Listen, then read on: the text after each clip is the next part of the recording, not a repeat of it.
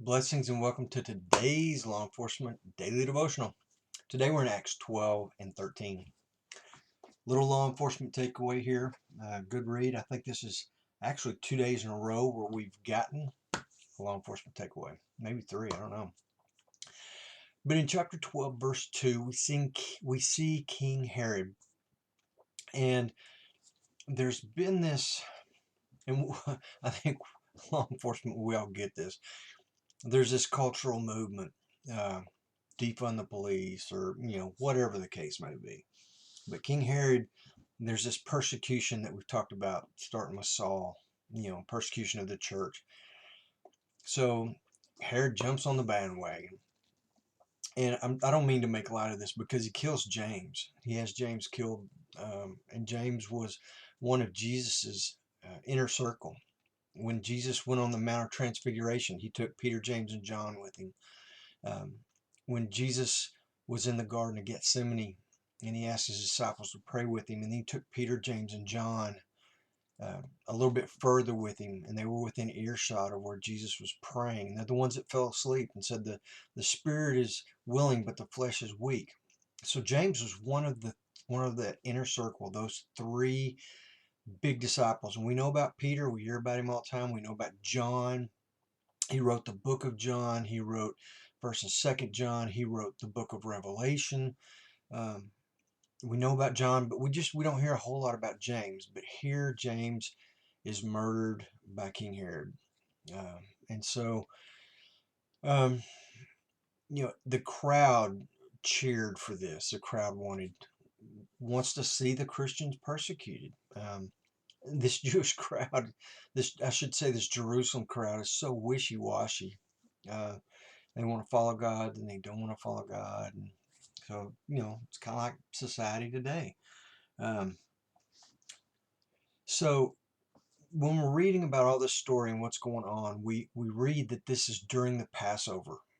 Um, and when I read this, my first thought was, is this a year after Jesus was crucified? Because Jesus was crucified during Passover. Now Herod, because everybody got excited because he killed James, now he's arrested Peter, and he's like, hey, I'll kill him too. Make me even more popular. But, was this the next Passover? Was it a couple of Passovers later? We don't know. And honestly, it doesn't matter the timeline right now. Just the events is what matters. The context of this story is what matters. Um, and then in chapter 12, verse 6, um, Herod, when he puts Peter in jail, he puts four, I think it said legions of, not legions, four, I had written it down, four squads of soldiers to protect him. And I wondered, so Herod must have heard about Peter being let out of jail by the angels prior to this. And so Herod wasn't going to take any chances. So he sets four squads of soldiers. And I haven't looked it up. Wouldn't know what a squad is, but think about it. If it was a squad was four, that would be 16 soldiers to guard one guy. And it's still not enough, because in verses 7 through 10, the angel frees Peter and leads him to safety. And then I said it was LEO takeaway. There's an LEO involvement here. In verse 18, it starts talking about the guards, these four squads of soldiers. And these weren't like Roman soldiers. They called them soldiers, but these were more like your sheriff's deputies, your jailers, the guy who spent their time in the jails, guarding prisoners, feeding prisoners, all that kind of stuff. But Herod takes these four squad of soldiers who were on duty when Peter was led out by the angel, and he executes them. He kills maybe 16 or more what I would consider sheriff's deputies. And it just, man, but don't linger on that too long, because the Bible says you reap what you sow. Well, Herod's definitely about to reap what he sowed. Chapter 12, verse 23, we see that the people, it's again dealing with Herod, and he's talking to the people of Tyre, or Tyre, but anyway, he's speaking to him, and they're going, oh, he speaks like a god. Instead of Herod going, I'm not a god. There's only one God. Um, Herod just lets it go on, kind of enjoying the fact that they're saying he speaks like a god. His pride and his arrogance get the best of him, and God will not share his glory with anyone. And boom, Herod dies in a very terrible way. Um, then we get into chapter 13. Chapter 13, this church in Antioch, where Paul and Barnabas are, sounds to me like not a police academy, but a ministry academy. I mean, it starts listing guys that are there that would be bigwigs of the time. I mean, these were the guys that were going to go out and do great things for the church, going to be good pastors and preachers.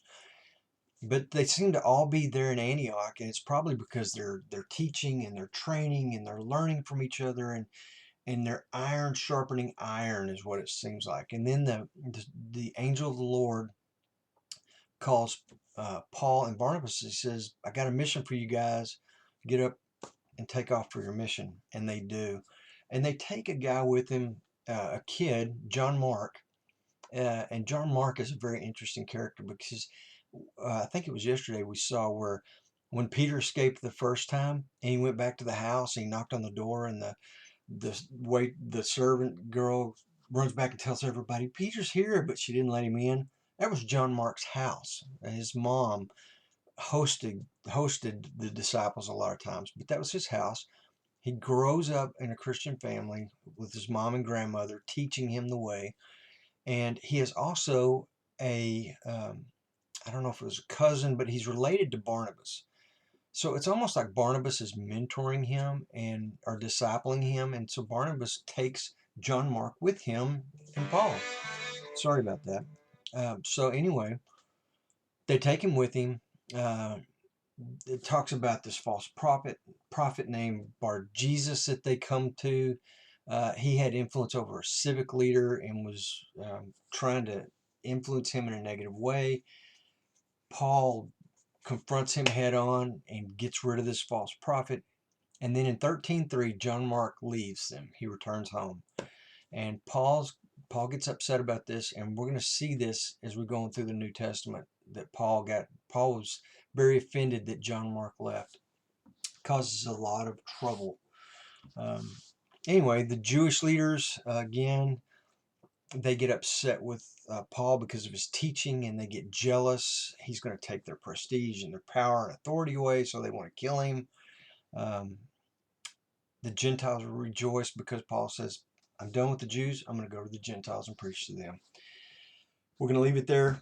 Tomorrow we're in Acts 14 and 15. So come back tomorrow. Let's do this again. And in the meantime, you guys be safe.